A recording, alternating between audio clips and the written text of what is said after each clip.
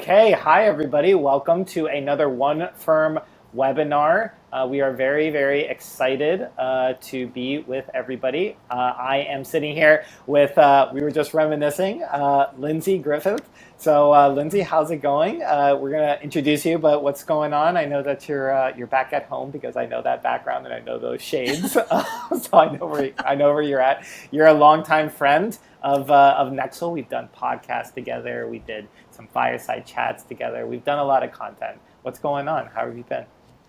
Good. Yeah, no, as you're right, I am back home. I am done with my world travels for right now. It's good to be here, and I'm really excited to get into our discussion. Yeah, so am I. While we let everybody come in, I guess I'll set some quick admin rules, and then we'll check in where you've been because I know that you just got back from a very sexy place down south. But here's some background rules. One, you are in the right place. Why thought leadership matters for lawyers? I'm really excited about this because I actually think we're going to take a little bit of a different tact on this, and we're going to sort of think about what thought leadership enables, and kind of maybe some new tactics. Everybody understands that you got to talk about if you're a lawyer, practice areas, maybe establish yourself in a particular area of law from a law firm standpoint. Maybe focus on particular industries around that. I think that's sort of understood. I think we're going to take a little bit of a different tact here, so it's going to be really, really interesting. So first is you are in the right place. This is another One Firm webinar on thought leadership and why it matters. The second is we will be recording this, so if you got to jump out, if you're in the United States and got to get on the road to go, light some fireworks, America, spend some time grilling, all the rest of it, don't worry, we will be sending it out. And last but not least, our trusty voice from beyond, Emma, will be in the chat, making sure that we are getting to your questions. So put those questions in the chat. Let us know what you want to hear about, and Lindsay and I will try to answer those questions, or we'll just try to react to the comments. Emma, you want to say hello? Speak from the beyond. Fantastic. So. Lindsay, why don't we start and get into where you were, and then we'll go ahead and kick off for the last couple of minutes. And everybody else, put in the chat, where have you been in the last couple of months? Where are you right now? Where are you going? Tell us. I feel like everybody always asks where everybody's at, but tell us where you're going. Are you any cool trips going on? Let's see. Lindsay, where have you been in the last couple of months? Yeah, so over Memorial Day weekend, my organization had our annual conference, which was in Rio de Janeiro. And it was the first time I'd ever been to South America, so that was really cool. It was such a beautiful city. One of the most fascinating things about it is that the mountains just seem to pop out of the city, right? There's everywhere. So we got to visit the Christ the Redeemer statue, which is in Corcovado, and we also did Sugarloaf. And I have a really bad fear of heights, so for me Perfect that was place. a little bit stressful. But I did not want to miss out on seeing these gorgeous places, so I sucked it up and I went, and I did not miss out. It really was amazing. Oh my goodness. I've never been to Brazil, even though I've been very fortunate to travel all around South America. But my parents, I think I have this thing because they went on their honeymoon there. So now I like sort of equate like Brazil with like my parents' honeymoon. So I'm not sure. I need to work through that with my therapist clearly or something. So, but it's great. Yeah, I've heard. you need to go. Yes, totally. I will. Cool. I see some other people around. Let's see where everybody else is checking in from. Let us know. So Sharon in Quebec, Canada. Looking forward to Canada Day. Emma is also in Canada. Jaime. Thank you. Jaime saying, digging the mustache. Thank you, Jaime.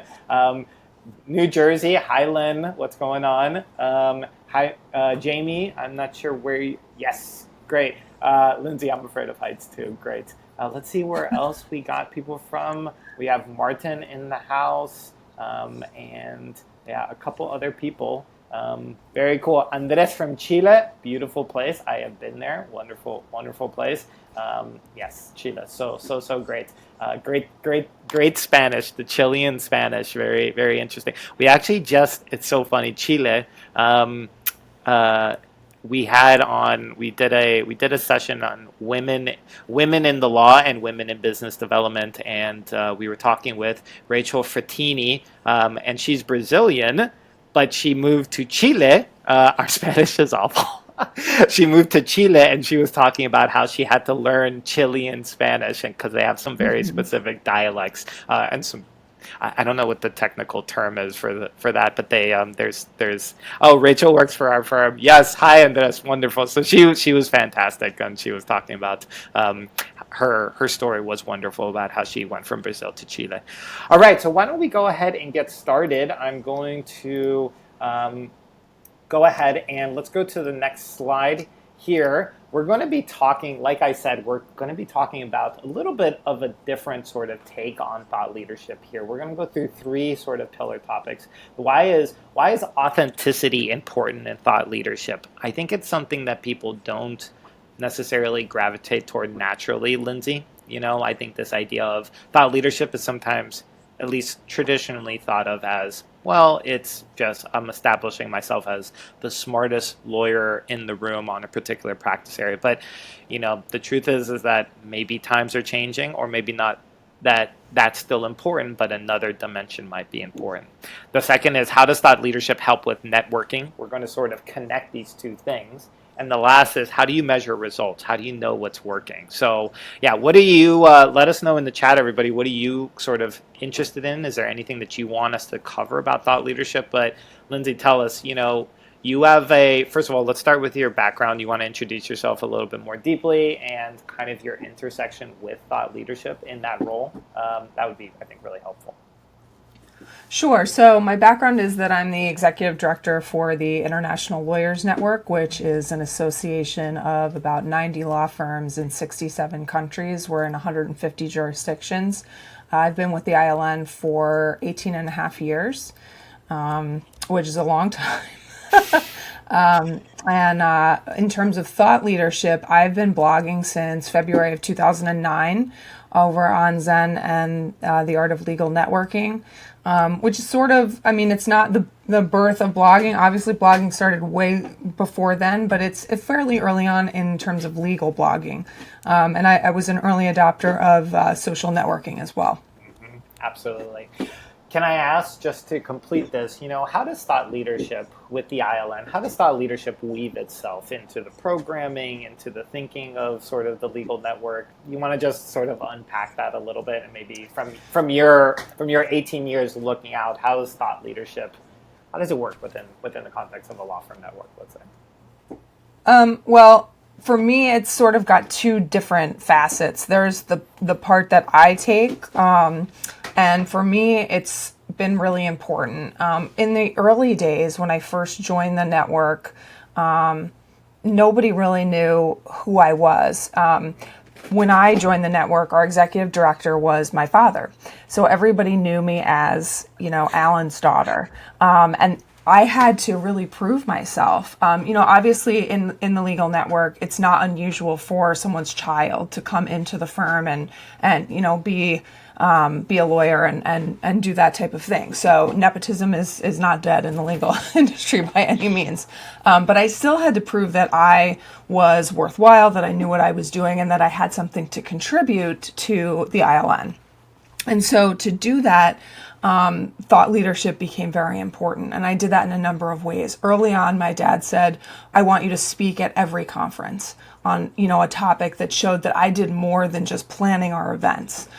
So I did a lot of marketing. I spoke on a lot of business development, social networking, all different types of things that showed, the value that I added to the organization that went beyond what people thought my role was.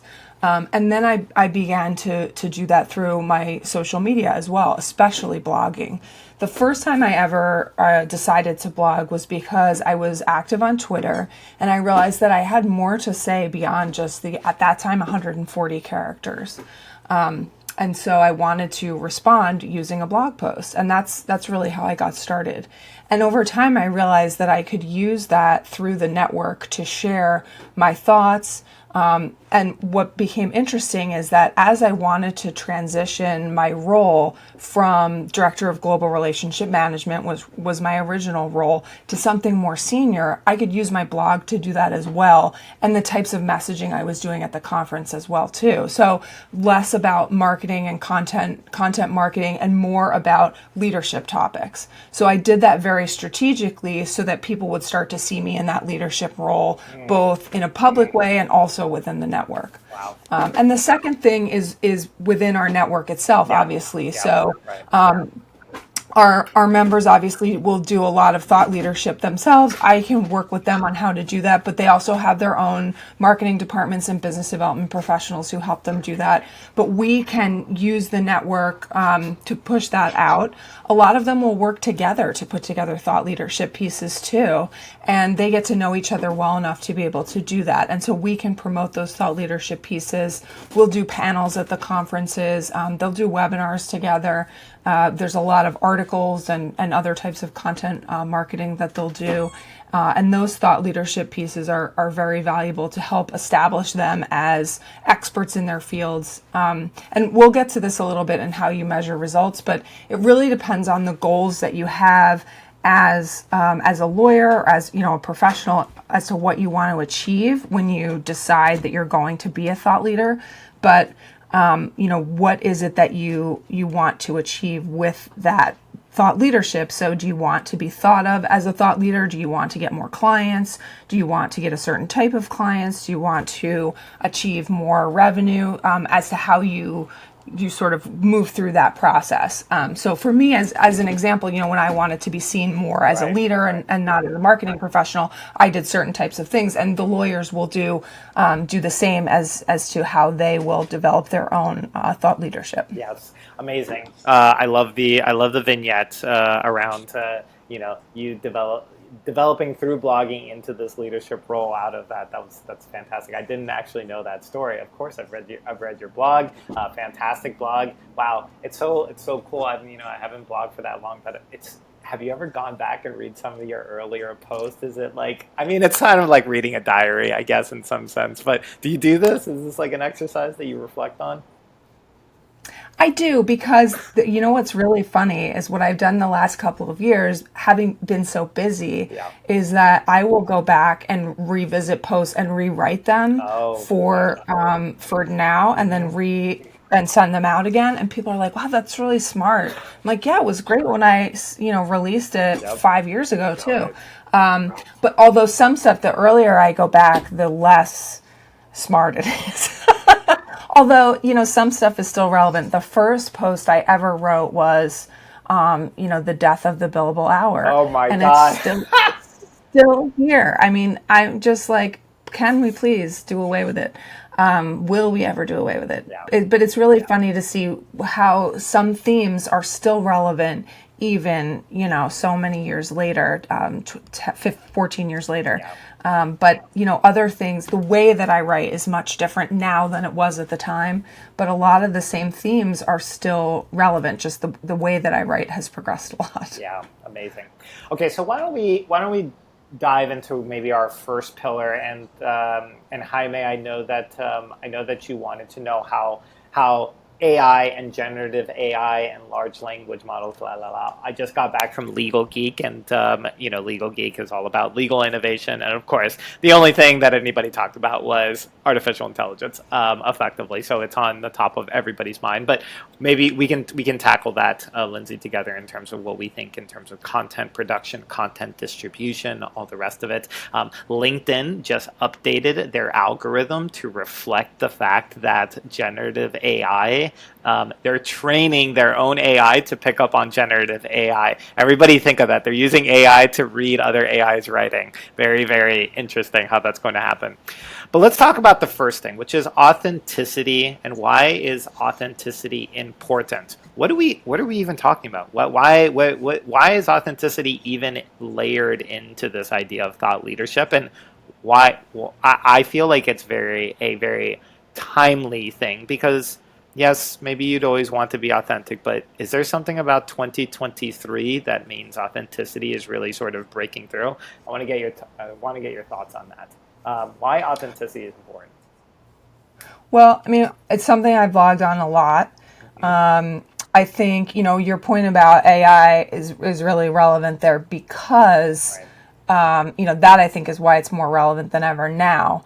And we can certainly talk about AI. And I'll tell you what's really funny is what I did was to prep for this session. I took notes on these three pillars, and then I went and I talked to Chat Of GPT, course. and I Right. asked the same questions. And I mean, a lot of it was reflected, and some of it just reflected what I had said in a slightly better and more cohesive way. Yep. So it just, re-emphasized my own thoughts back to me, which I was like, okay, that gave me a little bit of more confidence in what I wanted to say. But and I do have more thoughts on that, which we can get to in a minute. Yep.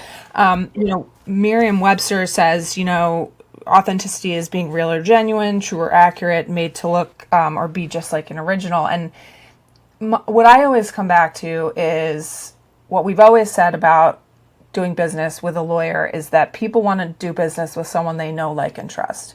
And if your content, and this is true for any piece of content, I know a lot of people always think of content as just blogging, but it's really any interaction with a client or potential client. That's an email, that's a LinkedIn post, that's, a client alert, it's a presentation, it's anything. So any of those things, if that is not 100% you and your personality, then it's not authentic.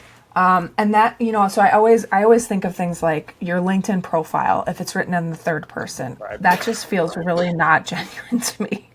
Right. And and that can turn some people off. The clients are giving you, and even if it's a corporate client, they're giving you their trust that you're going to do a good job with sometimes something that's really risky for them. And they need to make sure that you're going to do a good job with it. And sometimes it's small stuff, and so, but over time, there can be really big stuff that is going to be very important to them. And so they want to make sure that you're going to be someone that they can come to for advice, and that's they're going to be able to trust that advice. So I know it can seem like, oh, this is just a one-off thing, like my assistant answered this, and yes, okay, sometimes that's fine, no big deal. But a lot of times there has to be that comfort level there. And yes, okay, somebody ghostwrites an article for you, and that feels like it's not a big deal. But if someone's going to reach out to you, they want to feel like they know who you are. And you don't have to be spilling your guts. Like, people sometimes think I'm a little too open on the internet. And the truth is, like, I only tell people as much as I want them to know. There's a lot of stuff people don't know about me. And so I walk that fine line. But that's why I feel like authenticity is so important, because the people that you're working with have to know who you are so that they know they can trust and do business with you. Yeah, that's I agree with you, and I feel like that's the evergreen argument for authenticity, which is at the end of the day, nobody's going to trust you with the highest, most important piece of work if they don't know you, and nobody can know you unless you're actually authentic with them, and you have to risk that maybe they don't like you or you guys don't jive, but that's okay because that actually is a good thing. So this is the evergreen argument. You want to say a little bit more? You went into it, but then you went into more of the evergreen. You want to say a little bit about the world of authenticity today in 2023, and maybe I'm making too big of a case of it, but I actually think that the only thing that gets through today is actually authenticity. You've been on Twitter, and you've been on Twitter for a minute. You've been blogging.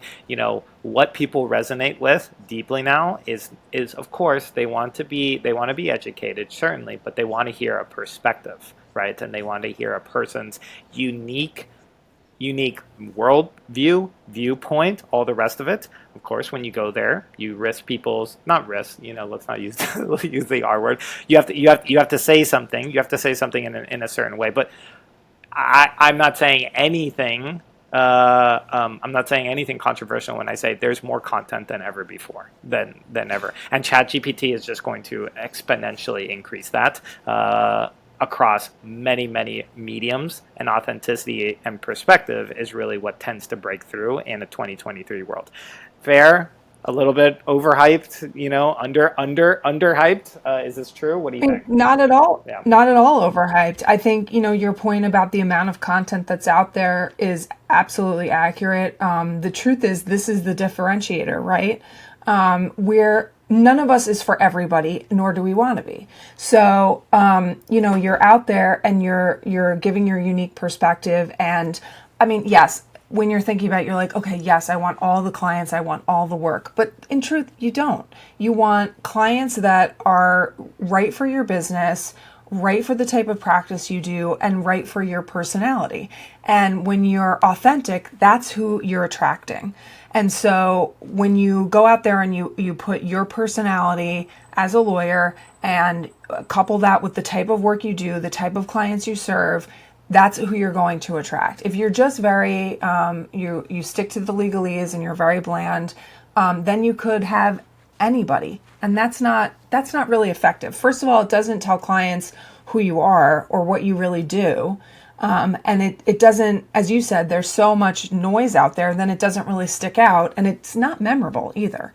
And I think that's really important too. Adrienne Lerson, who is the head of JD Super, always says, "Be the signal and not the noise."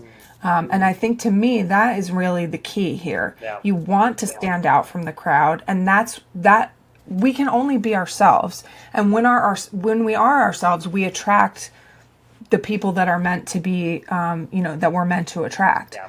And that, like our tagline is "where lawyers become friends," and that always sounds very touchy feely to people. Sure. But that's how I feel about doing business. You do business with people like, and trust. When you put your personality out there, it attracts the right people to your business. It's not a soft touch. It's about the business side of things. Yeah, totally.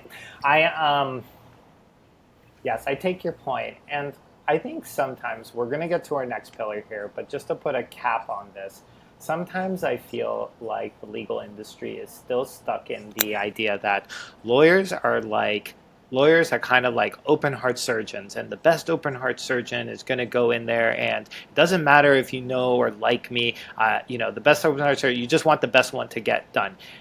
And I like to say that yes, but it's also more, because the truth is you're an open heart surgeon. It's probably only going to save you one time if you actually are having, and you actually have to have open heart surgery. So you're looking for repeat business. So yeah, they might come to you the first time because you're the best lawyer, and you might even do a really good job. But just to tie this back to the first point, do you think that it's repeat business? Do you think that they're going to refer you to other people? Do you think that they're going to try to develop a relationship? Do you think that they're going to try to expand the relationship within? No, that all is going to be based on trust, and that's going to basically be, do they like you effectively? And again, you might not be everybody's cup of tea, but that doesn't really matter in that context, right? It's just a matter of, well, are you for somebody, and you're only going to be able to show up in that respect. Let's go to the next pillar here, which is, it's a little, it's a second order thought, or it's a second sort of step in people's thinking, which is, how does thought leadership help with networking? Can you tie those two things in together? Because I'm at a networking event, and that's about giving my pitch, and here's my business card, and come see me if you need, antitrust law. How does thought leadership help with networking? Yeah, let's bridge that gap. I think thought leadership is fantastic for networking. It's funny because I always come back to one of the earliest lessons I learned in blogging, and that was from Kevin O'Keefe from Lex Blog. He said, you can use blogging to meet people, which to me was a revelation. If there's somebody that you want to meet, look at some of the thought leadership they've produced, or mention them in a blog post that you're writing, and then tag them in that when you promote it on social media. And then if they repost it, or you reach out to them by email, send them a note on LinkedIn, and use that as a way to create that relationship with that person. And then of course eventually try to take it offline. But that's a way to introduce yourself to people and find an in and create that relationship that otherwise you have no way of creating. So that's a perfect way to use thought leadership to network. The other way is obviously you're creating a reputation for yourself by doing thought leadership. And there's, as I said before, content marketing is not just blogging; it's all of those other things. So depending on what your goals are, you're doing speaking, podcasting, client alerts, all types of things, depending on what your areas of strength are. And that's going to build a reputation for you and a body of work that's going to be creating that reputation for you when you're not even doing the work, because it just has that knock-on effect for you. So that is, depending on what you're talking about, that will be doing the work for you elsewhere while you're doing billable work, which is really fantastic. So I think all of those things help networking. Yeah. To everybody in the chat, let us know. What do you think about? Have you had an experience yourself where somebody's reached out to you and said, "Wow, I really loved that piece," and it's been an icebreaker? Or in the reverse, have you done that to other people? Right? I know I have. Whenever I was getting into the legal tech industry.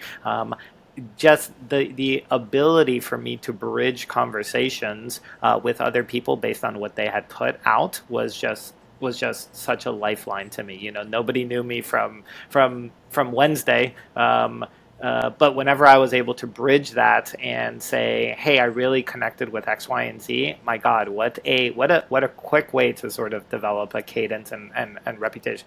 And now, after I've been doing my own, just putting myself out there on the internet, I'm also attracting the right people, and the conversations that I can have now with other people are so much more deep, in terms of I'm getting back what I'm putting out effectively. And yes, that does sound like the law of attraction, all of this, but it's true without selling a multi-million-dollar book around it, but it's still somewhere there. I want to jump in before we get to sort of the last part here, and Jamie and Sharon were having a discussion around blogging and coming up with topics, and I think Sharon shared a concern that maybe a lot of us have, which is the idea of being consistent. You've been doing this for upwards of 14 years, Lindsay. Do you want to say anything about consistency? And Jamie had a really good point, which is ChatGPT can really help be your thinking partner whenever it comes to pillar topics, things you want to revolve around. Yeah, do you want to say anything about the fear of having to stay consistent, or what's going on with that? Is that real? Yes, for sure, especially lately. I would say the best thing for me with consistency has been twofold. One is having an editorial calendar. And, again, with setting goals, I have an editorial calendar that I use, and I have it set. I look at it quarterly. I have, at this point now, I used to blog a lot more often than I do now. And a lot of that has to do with the level of work that I have on my plate at the moment. It's just not practical to blog as much as I used to when I was younger and had less responsibilities, which I'm sure a lot of people can identify with. But I look at what's practical, what I can do. There is some content that I do that's more repeat content, sharing things that are more relevant for the network. And then on a yearly basis, I look back and I say, what are my goals for this year? What has worked in the past?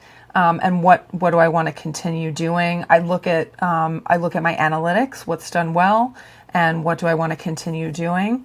And then this is a holdover from when I was in high school, but I keep a paper agenda. I know that doesn't work for everybody.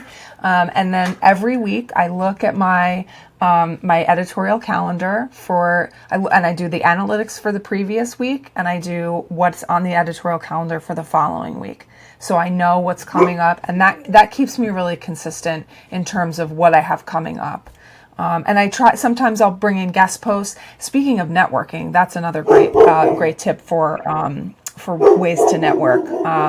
I know I've spoken to some outside or in-house counsel before, and they would really love to be included on collaborative posts. So that's another option for networking as well. And that gives you an opportunity to do a little networking while you're also doing more editorial work as well. But that, that's something that I do on a weekly basis as well. So I try to do things quarterly, weekly, and then yearly to keep consistent. But the truth of it is sometimes you just get busy and things fall off, and you just have to be okay with that. But for the most part, if you're putting out really good, high quality content, people will stick around. Yeah. So much in there, Sharon. I want to share a perspective, which is, and I think Lindsay was getting there, which is making, and it gets to our last topic around measuring, making a little bit of a game of it and gamifying it for yourself. First of all, new topics are not always good. New is not always better. Sometimes rehashing different things for your audience and saying it in a different way is always super valuable. Doing different mediums, not just sticking to one medium, can always be important. Yes, you can write something, but you can also create a graphic out it. You can also read what you wrote and turn it into a podcast. There's many different ways, and your audience just wants to hear from you. Doesn't necessarily mean that they just want to read it exclusively. So, I have found that consistency can be gamified and gotten around if you keep it fresh for yourself sometimes and make a game out of it, trying to always get better, not worrying. Or yes, I mean, not thinking that you have this deliverable to that you have to sort of hit if life comes up. Give yourself some grace. Really important, both in blogging and in life. Nobody's perfect, and we never will be. That's the fun of it, basically. But Lindsay, anything around gamifying it and sort of making it a challenge to keep it fresh to yourself? Does that kind of work for you? I would add to that too. See what you're already doing with your work, because there might be things that you're already like, if you're already presenting at a conference, take your slides, take the notes from your slides, and just throw that into a blog post or an article. If you wrote an article, repurpose that. So I think take things that you've already done and repurpose it. If you've gotten questions from clients that aren't confidential, there's things that, like, if you're getting a lot of like, oh, well, I get this question a lot, I could just take an answer that I've already given that doesn't contain confidential information and post that, because it's something that you're already answering a lot.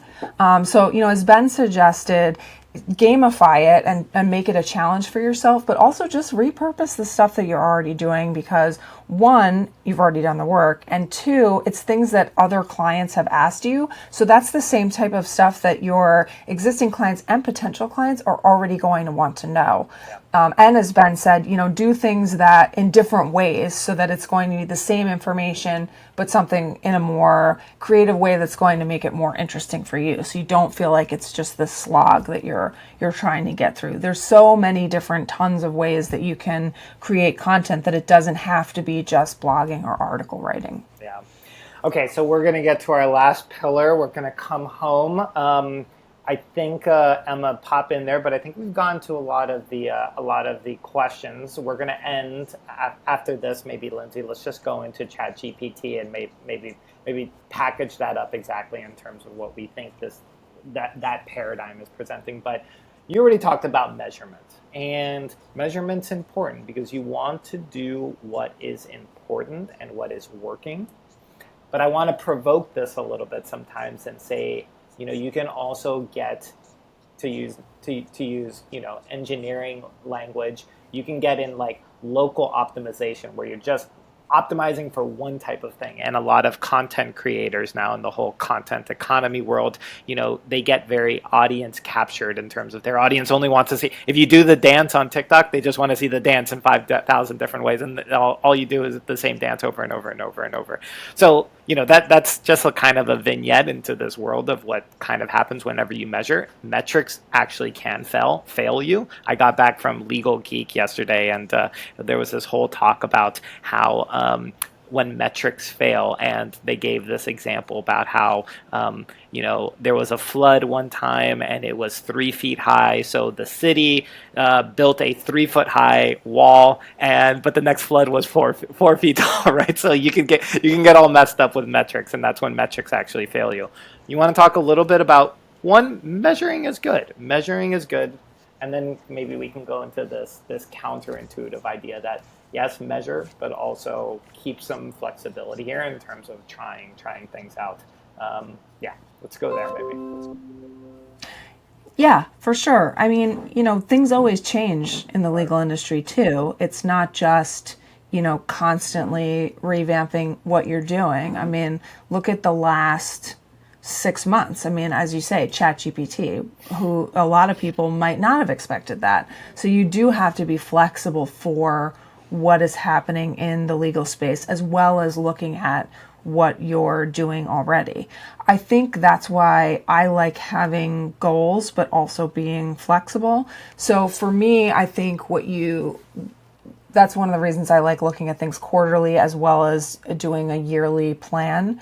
So have a general idea of what it is you want to achieve. Those goals do need to be somewhat measurable. So say you are looking to grow your clients by X percent, or you're trying to have more clients in this practice area or this industry, or you want to become a thought leader in this space, those types of things. So you do want to have specific goals that are measurable. You do also have to understand that depending on your goals, you need to have a timeline. They may or may not be 100% successful, but have an idea of what those goals are, and then how you want to reach them. The strategy and the tactics that you're going to use to reach those goals, you want to not be necessarily choosing things that you're not going to be comfortable with. If you're not a natural public speaker, you're not going to put presentations and speaking engagements on your tactics list, because that's not. I mean, maybe eventually you'll get there, but that's not going to be your number one starting point. So maybe more writing, trying to get, article placements, working with a PR professional, those types of things are going to be more in your wheelhouse. So those types of things make more sense. And then revisiting those goals, looking at, what's been successful, what's not working, what can you revise? And just because something hasn't worked doesn't mean it might not work in the future, but don't spend all your investment, both time and money, on that maybe for the next 6 months. Maybe come back to that next year and see, was it the market? Was it the timing? Those types of things, and come back to that later. But I think in terms of measuring results, it's going to be, are you getting in front of the right audience? Are you, what is your idea of success? Is it, one or two people? You might think like, oh, this article only got in front of 50 people, but 25 of them were the right people. And that is a huge success versus like, oh, this article got in front of 1,000 people, but one of them was the right person. So, you have to be really careful about how you're measuring success. Yes. I want to pick up on something just to put a fine point on it, because I think you nailed it, which is, what's the goal? What's the actual goal? And just to close the loop on that talk that I said, in the town that was wiped away by the flood, the goal wasn't to build a 3-foot high seawall to protect. The goal was to make sure that the town didn't ever flood again. And so if they would have actually stepped back and said, what's the actual goal? Instead of hyper focusing on, I just need to get X, rather, what does it mean? And then what's the why behind it, and asking the why again and coming back to it. Because I think, to summarize and bring in a couple of your things, you might have this local goal, which is, I want to blog 25 times over the course of this quarter so that I can get 3 clients. And you might actually do that, but hey, wait a minute, was that actually the goal? Was that actually the goal? Or did you actually want to connect with an entire new industry, and you just thought that 3 clients was a way to sort of like get there? And some sense you're maybe underperforming based on your actual end goal, or you might be overperforming and you might want to take a different tack. So I think just asking why. I know that everybody hears this and we're all in business and all the time, but I think you just can't come back to how important it is to really sort of define the why and then back up from that. Any thoughts on that? Totally agree. Yeah. Totally. Yeah, I totally agree, because, you might really like blogging, but if your goal is to reach a new industry, you have to say, okay, if my goal is to reach a new industry, let's think like, where are the people in that industry? Maybe they're in industry magazines, maybe they're at trade shows, maybe they're at these conferences. And so, maybe they don't read blogs, maybe they're not on Twitter, maybe they're just on LinkedIn. So you have to figure out, where do those people go and what do they read and what do they look at? What do they listen to? Maybe they just listen to podcasts. And so the idea is, okay, so I don't blog, I start a podcast. I invite a bunch of those people to be on my podcast. How do I meet them? Maybe I look at LinkedIn and see who I'm already connected to that is also connected to them, and I ask for introductions. So all of those things then become the strategy and the tactics that get you to the goal, rather than saying like, well, I just like blogging, so I'm going to write 25 blog posts on this topic and cross my fingers and hope that it reaches those people, because I also did SEO and plugged in the right keywords. And then at the end of that, you're going to say, well, I did all this work, but it didn't go anywhere.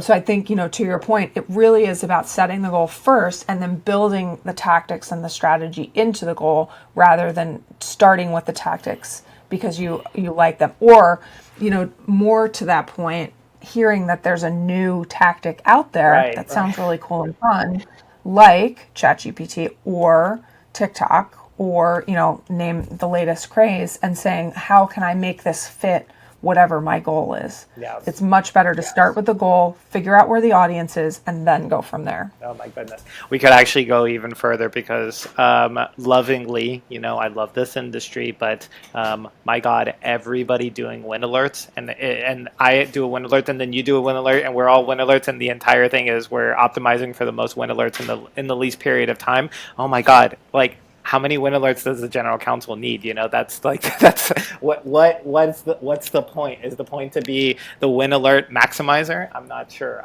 But I don't think it is. Okay, I said my piece. I feel better. All right, so let's end with ChatGPT. Fun paradigm break. New world of content. I think it sort of runs through everything, and I'll take sort of. I want to hear your first, but to me, it really hits on this authenticity. Everybody knows what things sound like whenever it's written by a machine. It just sounds too perfect, right? And it just sounds too bland, and it sounds too balanced in a way. And truthfully, it doesn't have any of the emotion of an individual. So that's where it really resonates deepest with me. But yeah, what do you think about ChatGPT? By the way, I use ChatGPT every single day, so don't play. I'm not at all even it's my helper. It's my little helper that I love, so there we go. But, in this context, yeah, what do you think about it? I'm definitely using it more and more. It's interesting because I read an article yesterday about data breach. So definitely, if you're using it, please do put an AI, what's the word I'm looking for? You need something in place to make sure that you're not putting in, or anyone in your firm is not putting in any proprietary information, especially confidential information. And I know Samsung has blocked it entirely at their company because people were using it to refine code and those types of things. But I think it can be really helpful for things like marketing, as long as you're not a marketing firm. As I said, I used it for this, prepping for this. It's funny because I used it to help me write a couple of emails yesterday, and it really does lack nuance. And I, as a little bit of background, my degree is in computer science. So I really understand how computers have very black and white thinking. And you have to be very specific in the types of questions you ask a computer, because it really will just give you the answer that you ask it for. And so it does give you sort of very flowery language. It's very it's very direct, but some of the things I've asked it and it answers are hilarious to me. But sometimes it's very helpful. So I do a podcast with our lawyers, and I needed some quotes from the transcript to just quicken the process of putting together these podcasts, and some of that was very helpful. But yeah, in terms of the next steps, I think it came up actually during two of the podcasts that I did, this idea of where we're going. And, one of my Australian lawyers was saying he also thinks it's hilarious because he said some people are, running for the hills and it's going to, do away with lawyers. And we both agree that's not happening. The thing that we both think is very interesting is that, obviously it will do away with a lot of the sort of mundane, rote tasks that lawyers do, which will free them up to do more of the strategy work. But what's very interesting is that what will that then mean for the training of the young lawyers, and how will they then get to that expertise level that these senior lawyers have, that enables them to offer that to their clients? That's my level of curiosity. That being said, to answer your question, I think you're right. I think it is pretty clear when you produce something that was written by ChatGPT. I do think we're going to have to disclose more when we've written something that is in whole or in part provided by AI. I know I've done a couple of blog posts that are partially AI, and I've always noted which parts are ChatGPT. And so I think that's going to have to be happening more and more. Although I don't know if people are going to do that. One of my lawyers did say that his wife, who's a teacher, thinks that homework is going to become obsolete because she's tired of getting AI written homework. Right. Can I just say this? I was listening to a podcast on this yesterday, and it was from a teacher's perspective, and Harvard is actually completely done away with written exams. So every exam now is now oral for reacting to this specifically. This is hearsay from another person, so please take this with a grain of salt. But yes, I mean, you can already see this.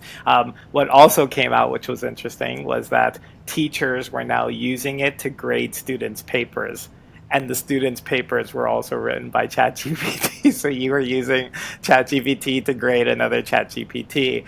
It's this is a whole other podcast, but. I think at the end of the day, authenticity matters, relationships matter, and human connections will never basically be able to be automated or algorized or augmented really in any specific way. So that, as somebody once said, don't look at what's going to change with technology and build a business around it. Look at what's not going to change and then build a business around that. That was pretty smart. And this is coming from somebody who works at a tech company and building a tech company. But we're building it in the vein of building relationships and human connection is really the most important thing here. So that's my take. Well, Lindsay, I think we're going to go ahead and get out of here. It is the kick of a long weekend here in the United States and in Canada Day up in Canada as well. So we're really excited. This was amazing. Any final words? You want to kick us off or let us off? Kick off the long weekend. Let us off the one-word webinar with any words of wisdom or what's your sort of one-liner when you think about your blogging and your sort of if you'd make an argument, which is, it has value because of X, what would you really sort of say in one line? I think I would echo the words of my favorite runner, who is Des Linden, who won the Boston Marathon a few years ago, and that is keep showing up. And that's really all I have to say. Yeah. Amazing. All right, y'all. Thank you so much for another One Firm webinar. Sharon asked if these occur regularly. They absolutely do. We do a minimum of one webinar every single month. If you'd like to get in contact or be on this list, please reach out to Emma or Emma. We'll make sure to reach out to you, Sharon, and get us on the list. Or you can sign up for our newsletter, which is on the website at nexl.cloud, and go and read Lindsay's fantastic blog. You want to plug it really quickly before we go? Sure. It is zenlegalnetworking.com. Yes, wonderful. Thank you so much, everybody, and thank you so much to Lindsay Griffith for another great episode. Big fan of Lindsay. She's a really good friend here of Nexl. So thank you so much, Lindsay. Take care.